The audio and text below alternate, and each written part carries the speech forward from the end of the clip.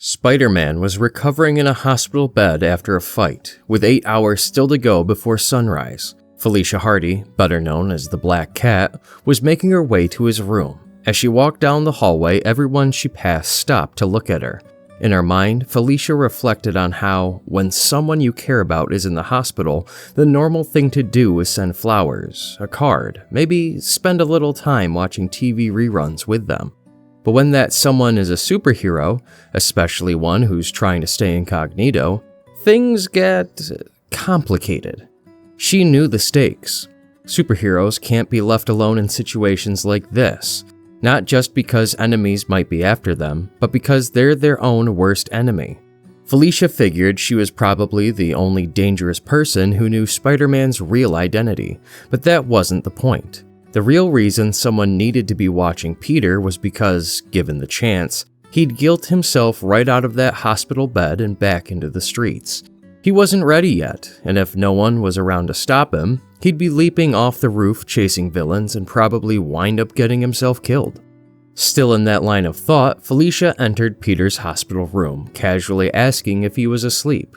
But the moment she walked in, everything changed. Peter was indeed asleep.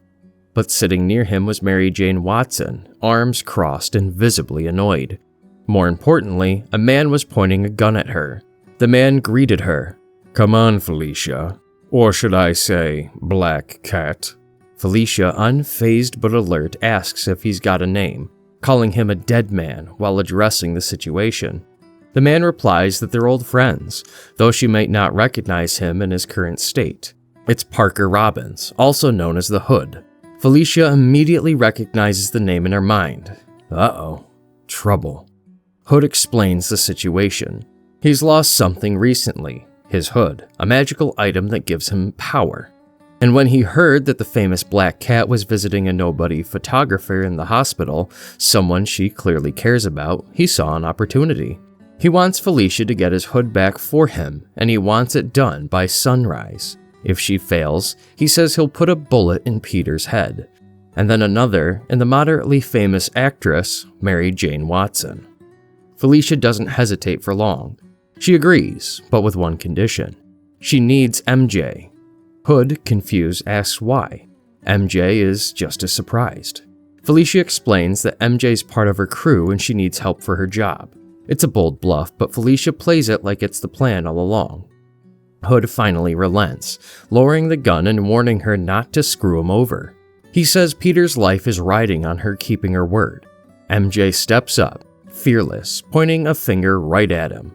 She tells Hood that they'll get his precious hood back, but he better not point that gun at Peter again. When he skeptically asks how she'd even know, MJ throws out a wild bluff.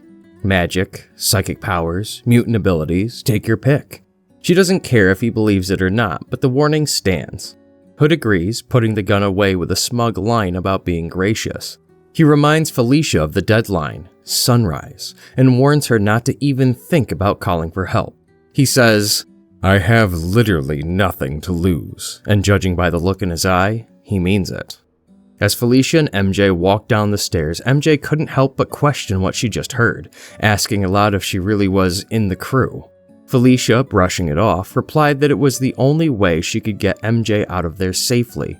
She wasn't comfortable leaving the Hood alone with Peter, but there was no way she was leaving MJ behind. Peter would never forgive her for that. She also questioned MJ about the whole gun-pointing stuff. MJ explained that when someone points a gun at Peter, his spider sense kicks in, even if he's half-conscious. He'd leap right out of bed before he even fully woke up. And in his current condition, that could be a disaster. Felicia, hearing that, acknowledged the logic with, right. And then she thought to herself something she wouldn't dare say aloud. MJ is perfect. Of course she is. She always says the right thing, always knows what to do. Then MJ asked the obvious question. What was the plan? Felicia told her that the plan was for MJ to go somewhere safe and lay low while she sorted everything out. But MJ flat out refused. In her head, Felicia knew MJ was right. She didn't blame her directly, didn't say, "This is your fault," and yet the guilt lingered. Their conversation turned into a light argument.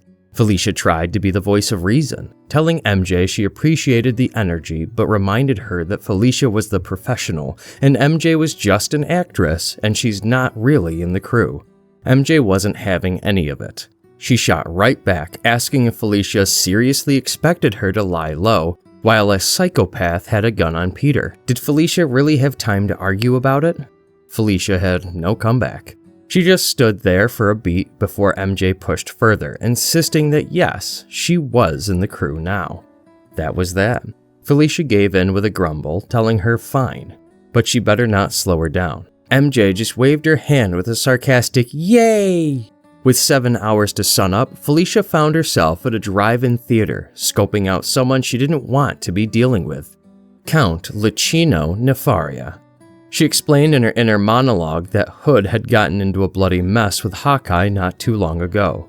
The fight had ended with the Hood losing his namesake, literally his hood, which also stripped him of his evil magical powers. No Hood meant no powers, and without powers, the Hood wasn't much of a crime boss anymore. Felicia needed answers, especially about how someone like Clint Barton, an archer without any superpowers, managed to bring down a guy as dangerous as the Hood. Word on the street was that Count Nefaria had something to do with it, which is why she came to him now. Though she wasn't thrilled about interrupting his movie night, she greeted him, asking if she missed the trailers. Predictably, Count Nefaria was less than thrilled to see her. He asked what could have possibly made her interrupt the one moment of peace he gets as a criminal overlord. Felicia didn't waste time. She apologized, explained she was in a tight spot, and said she needed to know how he helped Hawkeye beat the Hood.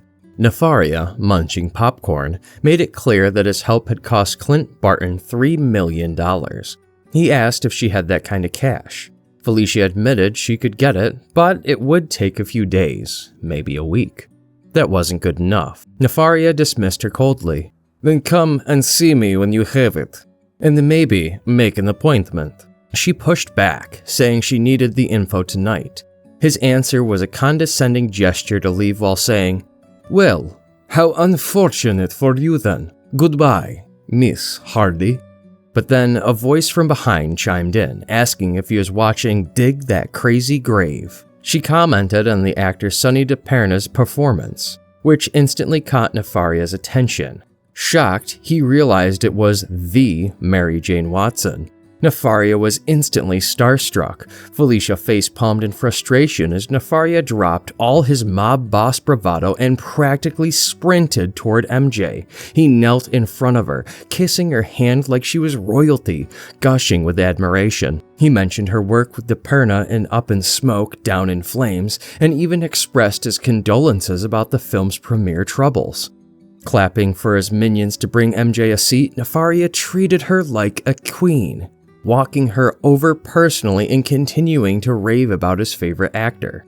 MJ played along smoothly, calling DiPerna a gentleman with an edge. Nefaria told her to call him Lucino. Felicia, watching it all unfold, rolled her eyes. This was going to take a while. While MJ entertained the Count, Felicia focused on collecting intel. Eventually, a man told Felicia about the list she had requested. It was a list of everyone who had been present when the Hood lost his powers. As the man rattled off the names, Armadillo, Fancy Dan, Ox, Felicia reacted with mild disgust. Then came more. Shocker, Rhino, and Tombstone. She winced. This was not going to be easy, but at least now she knew who she was dealing with. Felicia and MJ got to work tracking down each of the villains who had been present the day the Hood lost his powers. Every encounter was different. Some required smooth talking and clever cons. Others needed a bit of muscle, and occasionally just old-fashioned charm did the trick. MJ gave Felicia the lowdown on what had really gone down with the Hood. His hood was some kind of demon thing, one that gave him demonic powers. So, when Hawkeye had to take him down, he realized he needed a demon of his own. That's where Count Nefaria came in, who, by the way, MJ now considered a total sweetheart, much to Felicia's annoyance. Clint ended up buying a different demon from Nefaria, and that demon was shaped as a duffel bag and it consumed the evil Hood. Since then, no one has seen it. So the plan was simple. Track down everyone who had been there that day, and eventually, they'd find the demon bag. And once they had that, they'd have the hood. After running through the list of villains, they finally reached the last name on it with just 2 hours left before sunrise. MJ asked who was left, and Felicia answered with a groan. It was Tombstone. He was the worst of them all. Unlike the rest, Tombstone couldn't be sweet-talked, tricked, or overpowered. He wasn't dumb muscle. He was smart, paranoid, and always plugged into the city's underworld. He'd already figured out somebody was working their way through the ranks, and he knew he'd be next, so the only option left was to rob him. MJ hyped up Felicia as the best thief in town. Felicia admitted she was, but warned her this wasn't going to be easy. Tombstone would be expecting them, and he'd be ready. Sure enough, Tombstone was ready, sharpening his blades, waiting for the inevitable. Felicia turned to MJ and asked if she was ready to suit up. MJ didn't hesitate. Of course she was. Black Cat scaled the building and used a device to slice through a window. She slipped inside and moved straight for the safe, but before she could get it open, a voice rumbled from behind. Tombstone had been expecting her. I knew it. You are after my pet demon, little kitty. I knew it would come in handy eventually, but I never thought I would deliver the Black Cat right to me. Now, they tell me there's more than one way to skin a cat. Why don't you and I find out together? But Black Cat stayed cool under the pressure, telling him she'd love to play along but didn't have the time, because she had already beaten him to it. She pulled out a bag and flaunted it in his face, claiming she had already stolen it. Tombstone was caught off guard, asking how she managed to pull it off. According to him, no one was that good. But Felicia, already backing away towards the broken window, corrected him. That's the thing, Tombstone. The Black Cat is that good. With a smirk, she jumped out through the broken window, waving goodbye as she fell. Tombstone lunged, but she was already too far out of reach. Staring down at her as she escaped, he said in disbelief, No way. No one does Tombstone like that. Has she done something with her hair? As Black Cat made her way down, Tombstone rushed to the elevator trying to catch up. But here's where things got clever. Another Black Cat had just re-entered through the broken window. Felicia was pulling off a classic misdirection. While everyone was focused on the Black Cat escaping, a second one, her, was already back inside. Felicia reflected on something most people didn't realize. Everyone jokes about masks, but the truth is people are lazy. Human brains are wired for shortcuts. In high-stress situations, people don't look too closely. You see white hair, a tight cat suit, and a little mask, and your brain fills in the rest. That's the Black Cat, no matter what other details didn't match. And if you throw in someone whose actual job is pretending to be other people, the illusion becomes bulletproof. Felicia cracked the safe and retrieved what they'd been after all along. A chained and heavily locked duffel bag. The demon. While Tombstone ran after the decoy van, Felicia slipped out unnoticed with the real prize. Felicia, thinking to herself, gave her credit where it was due. After all, she's a professional. And so, the Oscar for Best Performance in a Criminal Endeavor? Mary Jane Watson. As the van sped away, MJ pulled off her wig, revealing her red hair. With just 90 minutes left before sunrise, Mary Jane and Felicia met up after their long night. Mary Jane pointed out that they had the bag, and Felicia corrected her by calling it a demon. MJ shrugged it off with a sure, but then asked the important question, now what? Felicia explained that their next step was figuring out how to make this thing cough up Parker Robin's hood. She gave the bag a poke with a stick and asked what it would take to get it to cooperate. The bag, or rather the demon inside, suddenly opened a mouth and replied, I thought you'd never ask. 15 minutes to sunrise. Back at the hospital, Hood was growing impatient. He began to take his gun out, clearly ready to declare Peter Parker's number up, muttering about how his girlfriends must have dropped the ball. But just then, the door swung open and in walked Felicia and MJ. Felicia was wearing his hood, striding in with a cheerful, ta-da! Robbins demanded she take it off, and she casually tossed it to him. He asked how she pulled it off, and Felicia explained with her usual sly confidence. They'd busted their asses all night, sure, but in the end it came down to knowing what people wanted and being able to get it for them. You can get anything in this world if you know what someone wants, and if you can get it for them. Robbins wanted his hood. Nefaria wanted Hollywood gossip. Tombstone wanted to skin her alive so badly he forgot to guard the real prize. And as for the bag demon, well, that thing wanted something too. The moment Robbins slipped his hood back on, he immediately sensed something was wrong, but it was too late. The hood twisted and warped, transforming into a monstrous demon that began to consume him. Felicia explained that after the demon ate his hood earlier, it had developed a taste for the owner.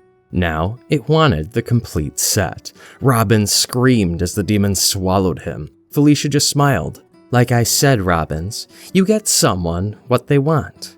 You get what you want. And I wanted you out of my hair. MJ, meanwhile, was watching the whole scene with her hands covering her eyes, peeking through her fingers. The bag finished its work in seconds, swallowing Robbins whole until nothing was left but itself sitting on the floor. MJ said it was horrible, but Felicia couldn't disagree more. She thought it was great. MJ wanted to stand by Peter's hospital bed, marveling at the fact he'd slept through the entire ordeal. Felicia, busy locking the bag back up, said she wasn't surprised. She and Captain America had been putting Peter through so much physical punishment lately that waking up on his own was the least of her concerns. Right on cue, Peter stirred, groggy and confused. He blinked his eyes open, saw both women standing there and muttered, Okay. It's this dream again. Be gentle, please." Later, up on the rooftop of the hospital, MJ and Felicia sat side by side watching the sunrise. Felicia told MJ she'd done well, tossing in a sly jab about how she wasn't sure MJ's dump truck ass would fit into one of her suits. But somehow, they'd made it work. MJ gave her a playful smack for that, smiling as she admitted she couldn't believe some of the things they'd done that night. She even confessed to feeling a little bit guilty about what they'd pulled on the shocker.